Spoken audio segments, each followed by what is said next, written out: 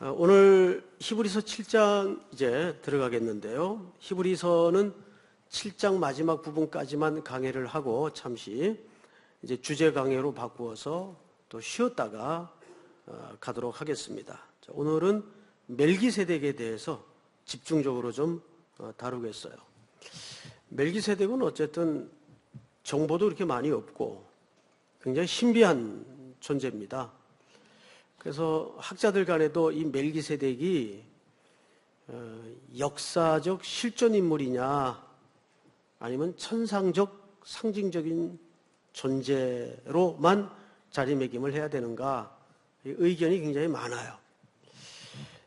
그러나 역사적 실존 인물로만 보기에는 신비한 영역이 너무 많고 또 천상적 존재로만 보기에는 그가 분명히 그 가나안의 살렘 왕국의 왕이었고 뿐만 아니라 아브라함을 만났던 기록을 갖고 있기 때문에 천상적 존재로만 보기에도 무리가 있어요. 그래서 우리는 성경 전반에 걸쳐서 가장 균형 있는 해석을 따르려면 이 양자를 다 채택을 해야 됩니다. 그러니까 역사적 실존 인물이지만 천상적 존재의 의미로도 자리매김을 함께 할 수 있다. 이렇게 봐야 전체 해석에 무리가 가지 않을 겁니다. 오늘 이 본문을 이제 준비하면서 이런 생각을 해봤어요. 사실 명확히 답이 딱 떨어지지 않는 해석들이 성경에 너무 많아요. 여러분 그 노아 홍수 때 하나님이 노아에게 방주를 짓게 하죠. 그때 치수를 얘기합니다. 정확하게. 그 치수가 혹시 단위가 뭔지 기억나십니까? 규빗이었어요. 규빗. 1규빗은 어디서부터 어디까지입니까? 이 팔꿈치에서 가운데 중앙 손가락 끝까지가 1규빗입니다. 이게 중요한 단위예요. 근데 이 문제가 있잖아요. 이제 저같이 팔이 짧은 사람은 이 규빗이 짧아요. 근데 또 우리 교회 뭐 이렇게 고석창 목사님이라든지 롱다리들이 있어요. 그분들은 팔도 길어요. 팔도. 그러면 규빗이 같을 수가 없잖아요. 다르단 말이에요. 단위는 달라지면 안 되잖아요. 근데 하나님이 이거 모르고 그렇게 설정을 했을까? 그래서 이런 걸 우리가 모호함이라 그래요. 모호함. 성경에는 일부러 모호함으로 묻어둔 내용들이 참 많습니다. 그게 하나님만이 아는 이유가 있겠죠. 그래서 오늘 이 해석에도 사실 얼핏 그런 모호함이 감춰져 있습니다. 그래서 우리가 그걸 전제로 하고 본문을 이해하는 게 겸손한 태도일 것 같습니다. 오히려 그 모호함 속에 하나님의 자유로움과 하나님의 풍성함을 감춘 경우가 많거든요. 자, 오늘 1절을 보십시다. 이 멜기세덱은 첫째 무슨 왕입니까? 살렘 왕이죠. 그리고 두 번째는 지극히 높으신 하나님의 제사장이라 여러 왕을 쳐서 죽이고 돌아오는 아브라함을 만나 복을 빈 자라. 우리 이 배경이 되는 창세기 14장 28절 18절인가요? 한번 띄워주세요. 18절이네요. 같이 읽습니다. 시작. 살렘 왕 멜기세덱이 떡과 포도주를 가지고 나왔으니 그는 지극히 높으신 하나님의 제사장이었더라. 네, 여기서도 이제 세 가지로 소개를 합니다. 살렘 왕 떡과 포도주를 가지고 나왔고 지극히 높으신 하나님의 제사장이었다. 자, 이 정도로 구약 성경에 소개가 됩니다. 그 외에는 시편 110편에 한 번 소개가 돼요. 4절. 한번 띄워주실까요? 읽습니다. 시작. 여호와는 맹세하고 변하지 아니하시리라. 이르시기를 너는 멜기세덱의 서열을 따라 영원한 제사장이라 하셨도다. 그리스도의 모형이 되는 다윗에게 약속한 겁니다. 멜기세덱의 서열을 따라 무슨 제사장이라고 소개되어 있죠? 영원한 제사장이라 하셨도다. 동시에 멜기세덱도 그런 의미에선 영원한 제사장이라는 말이 됩니다. 자, 구약 전체를 통틀어서 멜기세덱을 언급한 데가 딱 두 군데예요. 그 외에는 없습니다. 그래서 멜기세덱에 대한 정보가 굉장히 인색합니다. 그래서 이분의 정체에 대해서 알 길이 없어, 그 외에는. 자, 그러면 우리는 먼저 히브리 기자는 무엇 때문에 이 정보도 별로 없는, 그리고 신비하기까지 한 멜기세덱에 대해서 이렇게 집착을 하게 된 걸까? 왜 이 글에 멜기세덱을 그렇게 집요하게 언급을 한 걸까? 그 이유를 먼저 아는 게 필요합니다. 서론 시간에 이런 설명 드린 거 기억하죠? 히브리 기자가 이 책을 쓸 때는 그 히브리서의 독자들의 목회적 정황이 있었다 그랬어요. 첫 번째 정황은 로마의 물리적인 압박 아래 지독한 고생을 하고 있었고, 두 번째 정황은 본토 유대인으로부터 다시 율법주의와 유대주의로 회귀하라는 신앙적 공격이 맹렬하게 가해지고 있을 때입니다. 너희가 구주로 믿고 받아들였던, 영접했던 그 그리스도라는 메시아는 메시아일 수가 없다. 어떻게 메시아라면 그렇게 무기력하게 십자가에서 죽을 수 있느냐? 메시아일 수 없다. 다시 율법주의로, 유대주의로 복귀하라는 강력한 공격이 있었어요. 그런 목회적 정황을 염두에 둔 이 히브리 기자가 이분들을 어떻게 하면 그리스도 안에 더 견고히 묶어둘 수 있을까를 고민하다가 이 그리스도와 유사한 성격으로 소개된 멜기세덱의 구약의 인물에 대해서 예증을 꺼내든 겁니다. 자, 그러면 좀 다른 예증은 없었을까? 왜 하필 멜기세덱일까? 그것도 정보도 별로 없는. 그런데 1세기 시대에 이 히브리 독자들이 살고 있던 때에 그 쿰난 공동체라고 있었어요. 세례 요한도 그 이론으로 보죠. 동굴에서 최소한의 양식을 가지고 야생 생활을 하면서 철저하게 하나님의 말씀인 율법, 구약 성경을 연구하던 분들이에요. 그런 공동체 생활이 있었습니다. 그걸 보통 우리가 쿰난 공동체라고 합니다.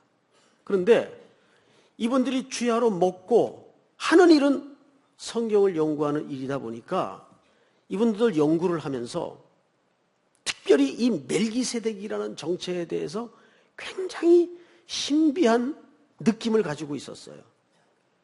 도대체 아브라함에게 복을 빌고 아브라함에게 11조를 드린 이 대상인 멜기세덱은 어떤 존재일까? 그렇다고 여기저기 많은 정보가 있는 것도 아니고, 그러다 보니까 오히려 이 멜기세덱이라는 존재에 대해서 많은 고대 학자들이 더 많은 연구를 하게 되었어요. 근데 그 문서가 쿰난 공동체가 살던 동굴 안에서 많이 발견이 됩니다. 그래서 오히려 가장 정보가 적은데 가장 자료가 많아요. 1세기 유대 문학이나 연구 자료에 보면. 그게 참 역설이죠. 그래서 유대인들이면 오히려 이 멜기세덱이라는 분의 신비함과 그 알듯 모를 듯한 정체감에 대해서 너무도 잘 알고 있는 겁니다. 정확히는 몰라도. 그래서 대체적인 합의가 이 정도로 적당히 합의가 되어 있던 때입니다. 어쨌든 이분은 사람보다는 높고 아니면 또 하나님과 방불한 어떤 신적인 존재였을 것이다 정도로 규정을 해놔요. 이걸 이제 어느 교수가 아티클에서 썼는가 하면 양용희 교수라는 분이 논문에서 그런 내용을 밝혀놓습니다. 그러다 보니까 히브리 독자들이 자연히 이 쿰란 공동체의 자료에 근거하거나 또는 조상들로부터 익히 들어 멜기세덱이라는 존재에 대해서는 다 알고 있어요. 그래서 히브리 기자가 그렇게 흔들리고 있던 위기 속에 그리스도인들을 향해서 멜기세덱을 이제 쓰는 겁니다. 자, 왜냐하면 그들이 그리스도를 대제사장으로 믿지 못했던 또 하나의 중요한 이유가 자기들이 성경을 통해서 또 보고 배우고 알고 있기로는 대제사장이든지 제사장이든지 반드시 아론의 혈통과 레위 지파에서 오도록 돼 있어요. 그리고 그 반차, 서열이라고 보통 표현을 하죠. 서열을 따라서 대제사장 직분은 갖도록 돼 있습니다. 그런데 예수님은 레위 지파입니까? 아니면 다른 지파입니까? 예수님은 어디 지파예요? 유다 지파죠. 우리는 그냥 성경에 쓰니까 뭐 그러려니 하겠지만 그 시대를 살았던 사람들은 죽었다 깨어나도 이게 이해가 안 되는 거예요. 아니 어떻게 유다 지파에서 오신 분이 대제사장이라고 할 수 있는가? 그래서 히브리 기자가 이걸 어떻게 설명을 할까? 성령의 영감을 받아서 그렇다. 여러분, 레위 지파는 누구로부터 나죠? 그들의 국부격인 아브라함으로부터 나요. 아브라함의 허리에서 난다고요. 그런데 아브라함은 누구에게 11조를 드렸어요? 멜기세덱에게 11조를 드렸어요. 아브라함보다 높은 분을 예증을 들어야 되겠다. 그런데 이분이 하필 성경에 소개되기를 영원한 제사장, 하나님의 높으신 제사장이라는 수식어와 표현이 있다고요.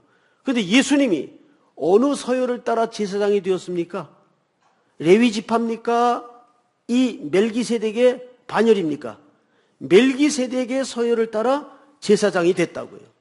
그러면 자연적으로 어느 계열이 높아요? 멜기세덱의 서열이 높아요? 그들이 혈통적으로 지켜오던 레위 지파의 계열이 높아요? 당연히 멜기세덱의 계열이 높죠.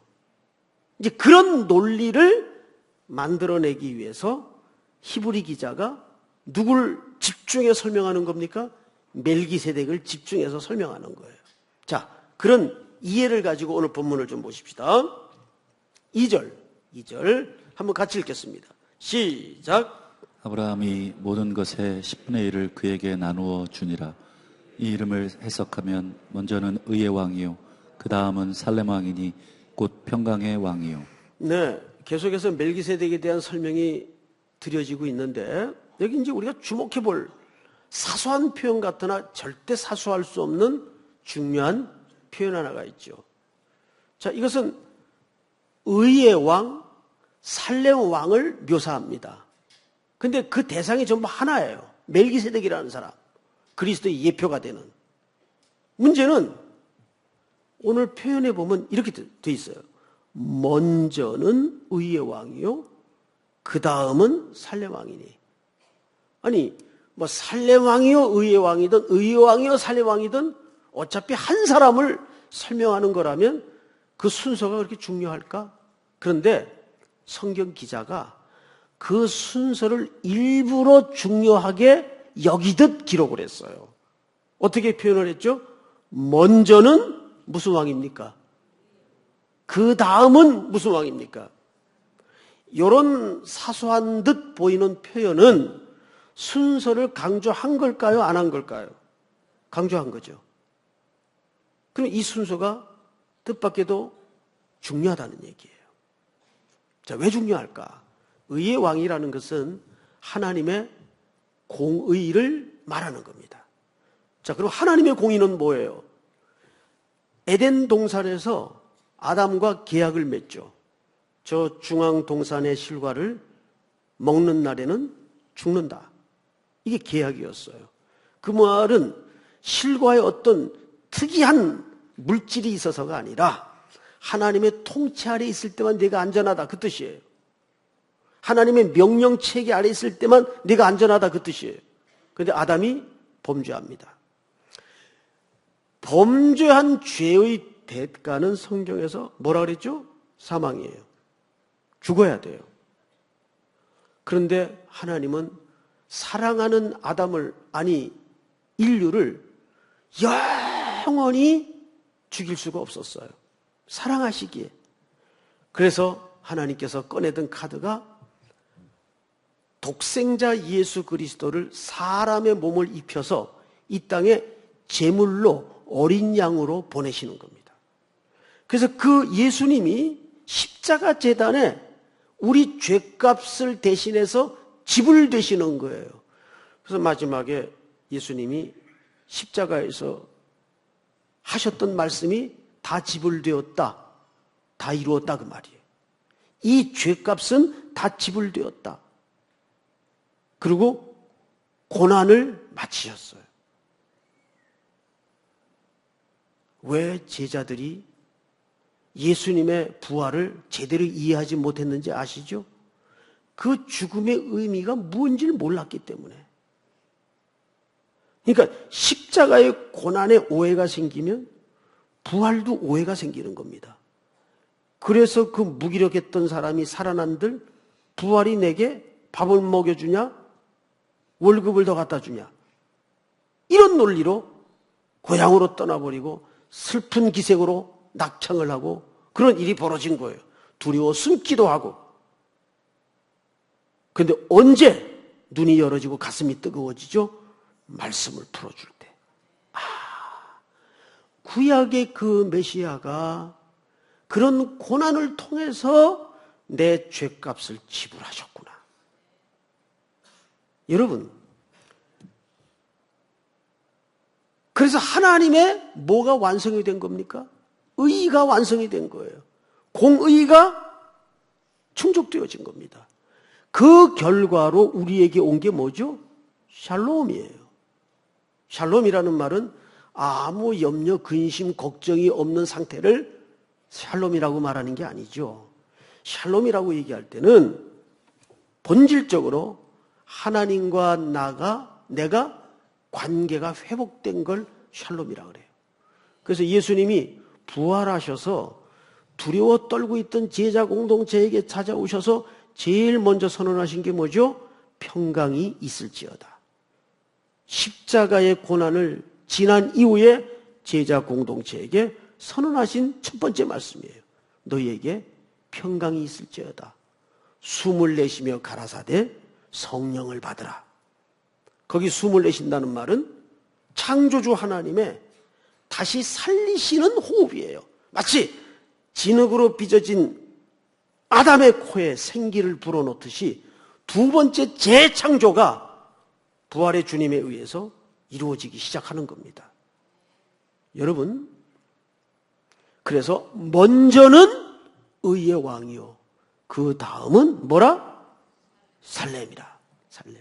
이 순서는 뒤집어져서는 안 돼요. 하나님은 우리에게 평강을 주실 때, 은혜를 주실 때, 그래, 죄 없는 걸로 해줄게, 없는 걸로 치자. 절대 그건 하나님의 공의적 속성이 아니에요. 다 지불하시고 하나님의 공의가 충족된 다음에 하나님의 샬롬을 허락하는 겁니다. 그리스도의 공로죠. 오늘 그 얘기를 하고 있는 거예요. 자, 이제 3절을 한번 볼까요? 같이 한번 읽겠습니다. 시작. 아버지도 없고 어머니도 없고 족보도 없고 시작한 날도 없고 생명의 끝도 없어 하나님의 아들과 닮아서 항상 제사장으로 있느니라. 이거 이해가 되세요? 어떻습니까? 아까 제가 분명히 멜기세덱은 천상적 존재뿐만 아니라 실존했던 역사의 인물이라고 말씀을 드렸죠. 그런데 어떻게 아버지도 없고 어머니도 없어요? 시작한 날도 없고 끝도 없고 당연히 족보도 없죠. 이 문장이 성립이 되냐 그 말이에요. 어떻게 생각하세요? 근데 이런 표현이 있죠. 생명의 끝도 없어 하나님의 아들을 닮아서 항상 그러니까 영원히 제사장으로 있느니라 그 말이에요. 자, 이제 이 기록의 의미를 조금 어렵지만 설명을 드리겠습니다. 성경이라는 책은 크게 세 가지 서클로 이루어져 있어요. 첫째는 역사. 시간이라는 역사 속에 성경은 만들어지죠. 두 번째는 신학. 세 번째가 문학입니다. 성경은 여러 문학의 장르로 기록이 돼요.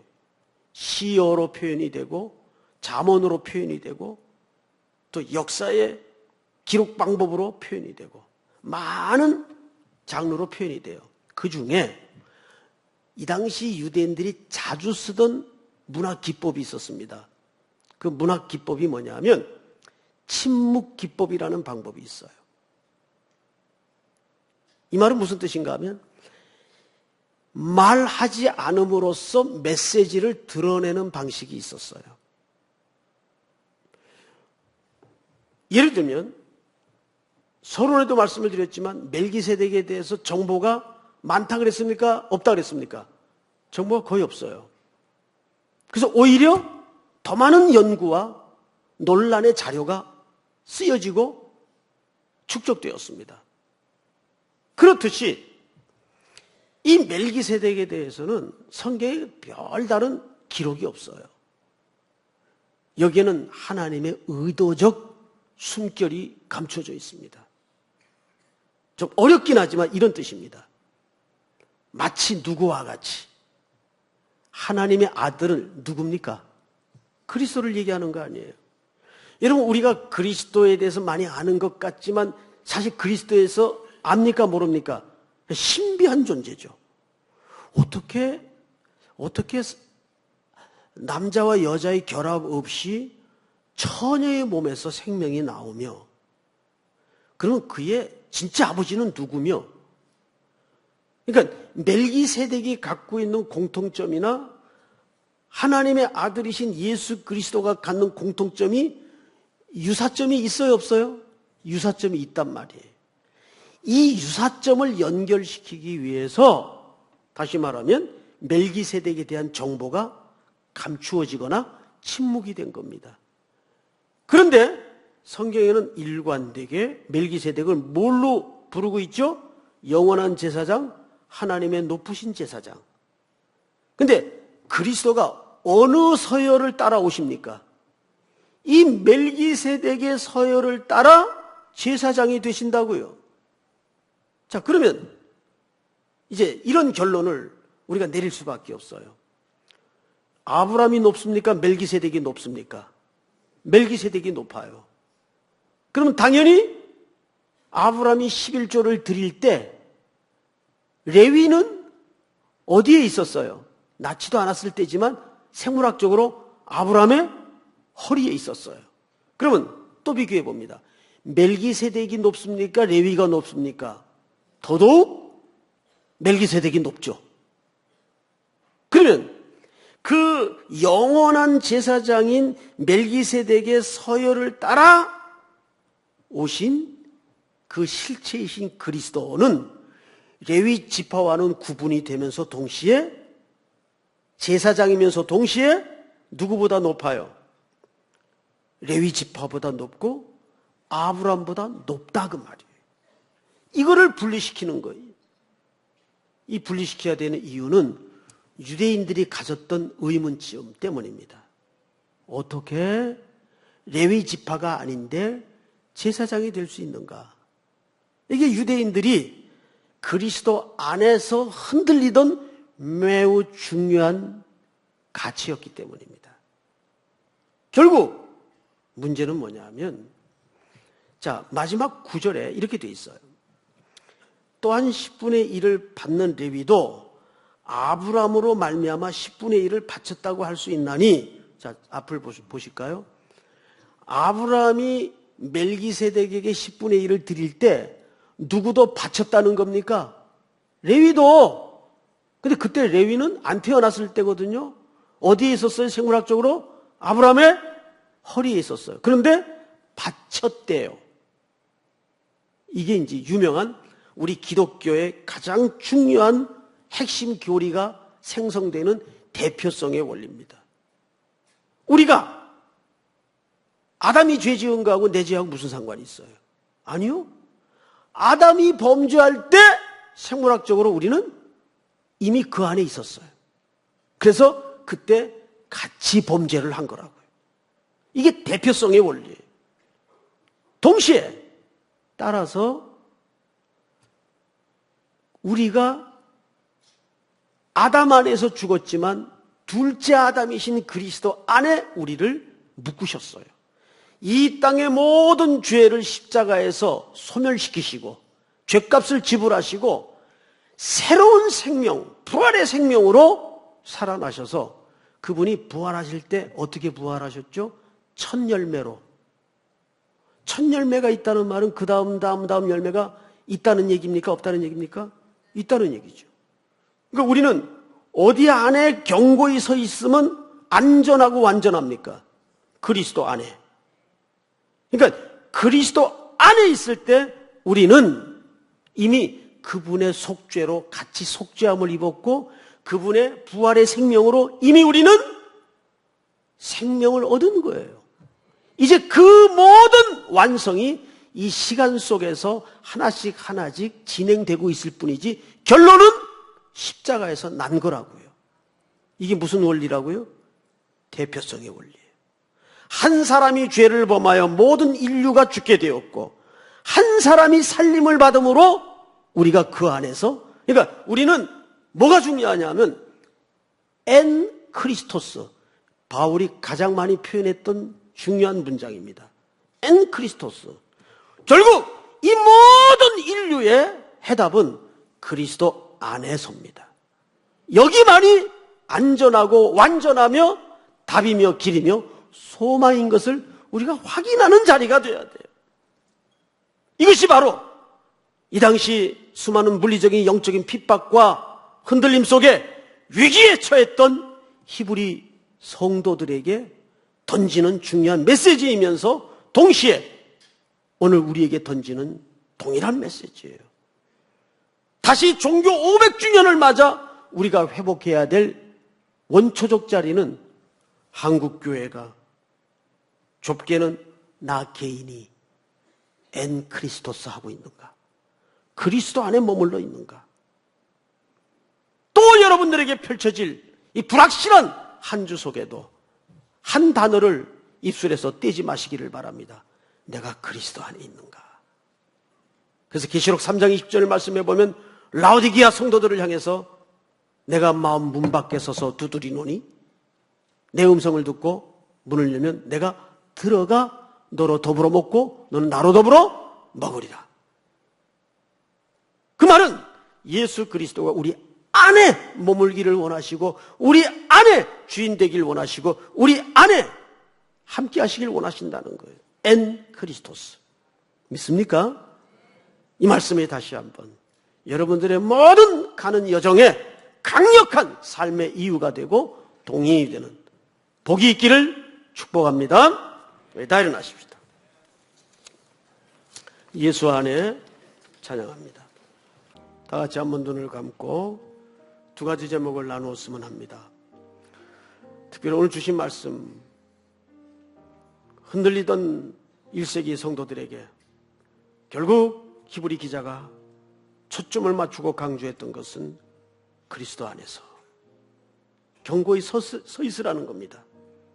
그리스도 안에서 영원한 우리의 대제사장이 되어주신, 우리의 죄값을 지불하시고 부활의 첫 열매가 되어주신 그 그리스도 안에 엔 크리스토스.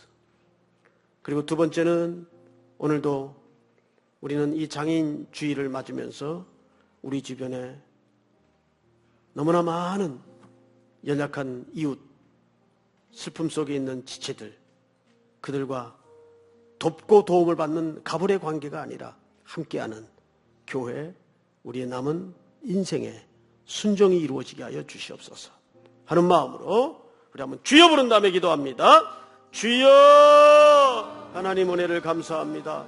오늘도 우리들에게 귀한 시간을 주시어 주님 앞에 예배자로 서게 하시고